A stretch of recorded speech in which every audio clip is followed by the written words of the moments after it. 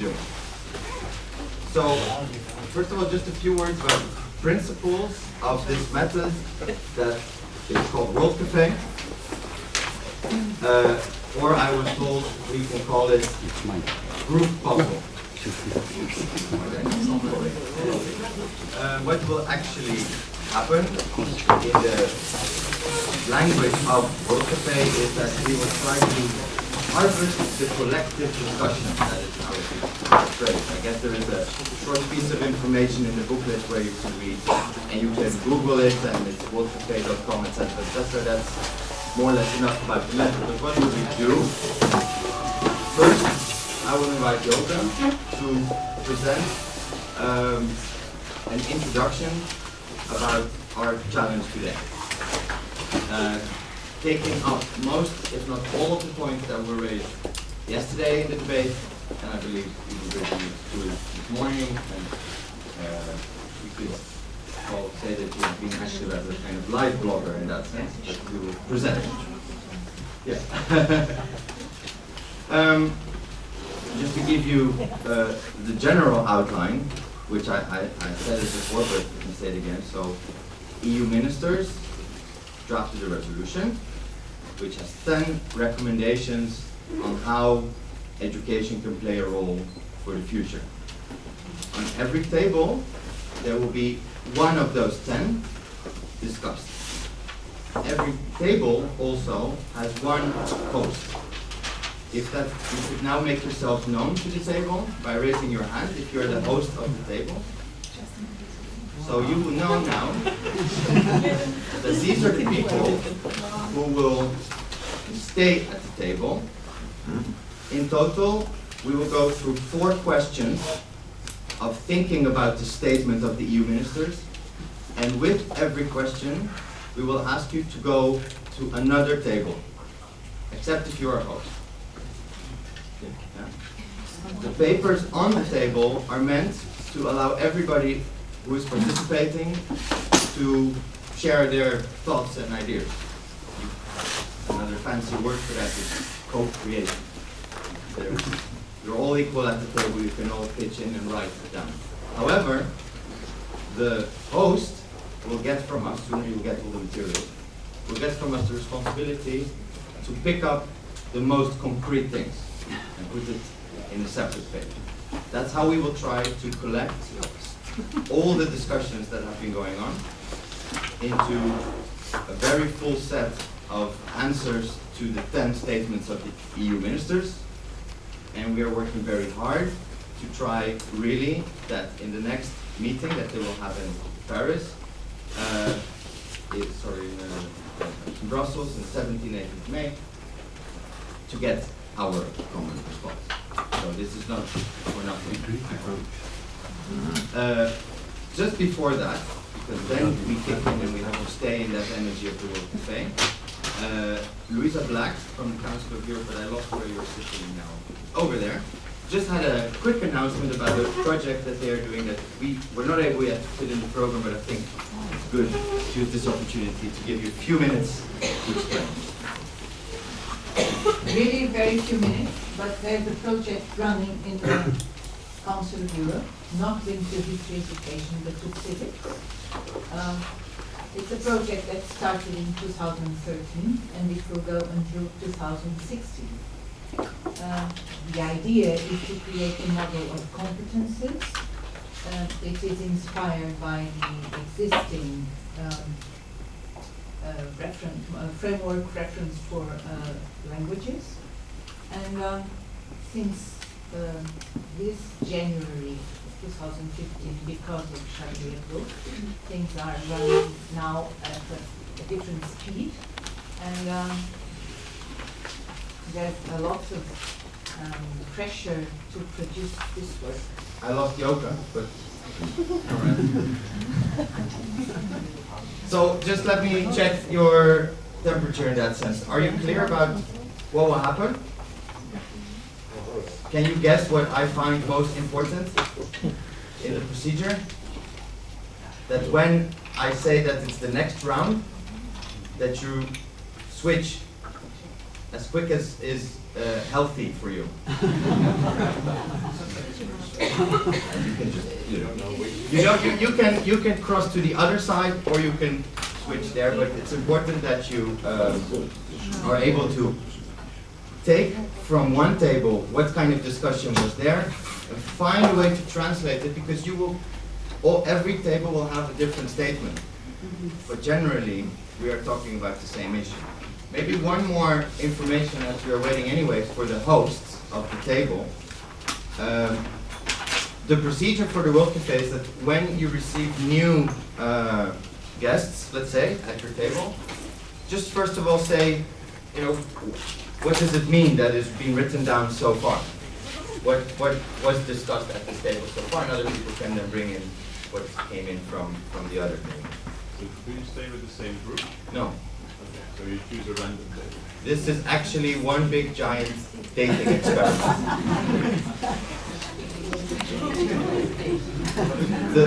Try and meet new people. It's okay if you find somebody at your table who you already met. Yeah, I mean, it's not totalitarian. So, if I can have your attention once more, then I give the opinion. So, wonderful to see again so many people attending European conferences. That makes me very, very happy.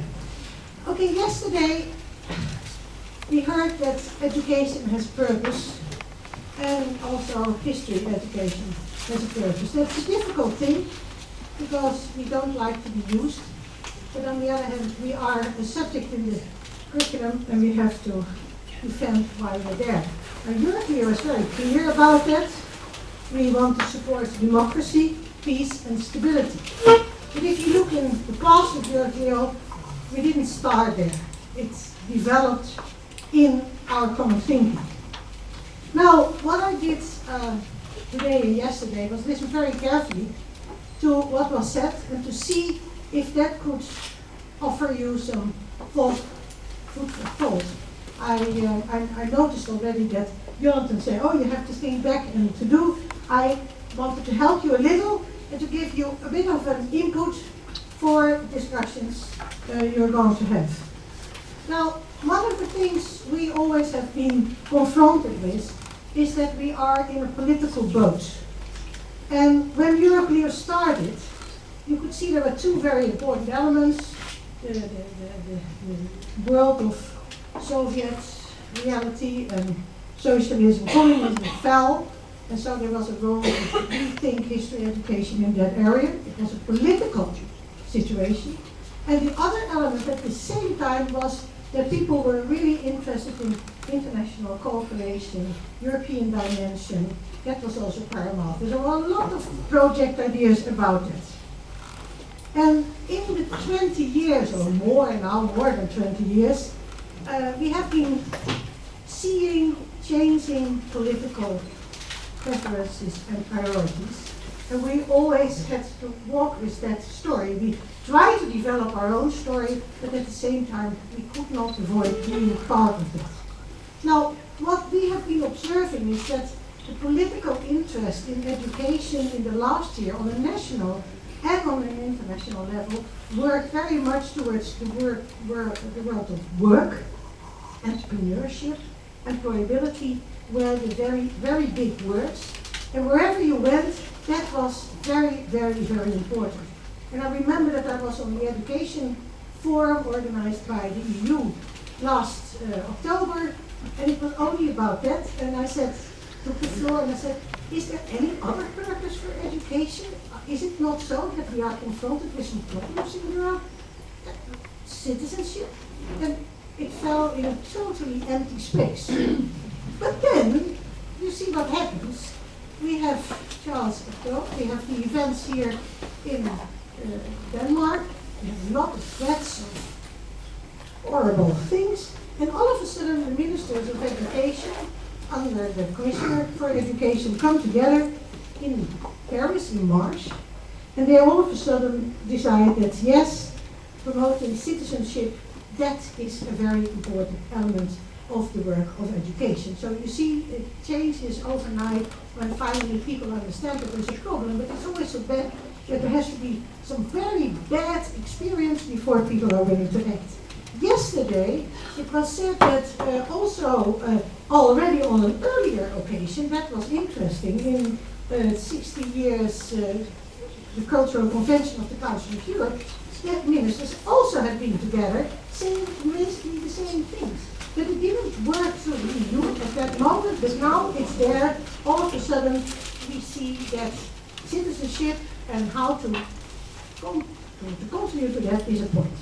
Now, we were here in Denmark, and if you listen, we heard that that goal for education is already a very long-standing goal.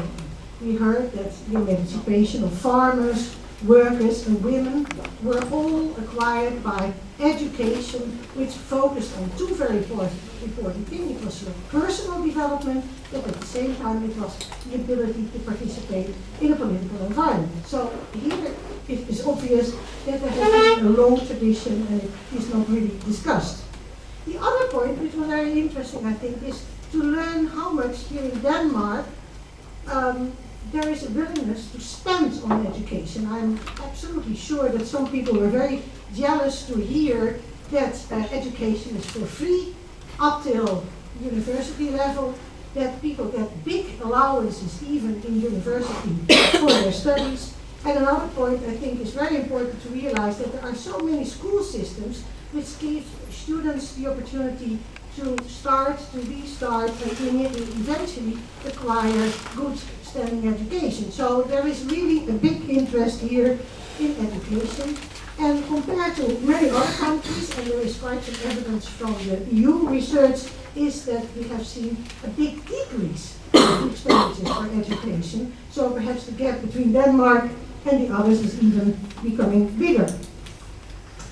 Another, I thought, interesting element we heard here is that recently they tried to also focus very much on internationalization, and they have here, for instance, in Denmark, even in the Ministry of Education, a department who develops this idea for internationalization.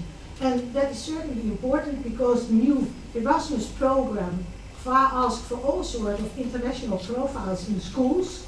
And many of you have then experienced already how difficult it is to obtain at this moment grants from the European Union, as the schools are not involved in these sort of programs. So here in Denmark, they think about it.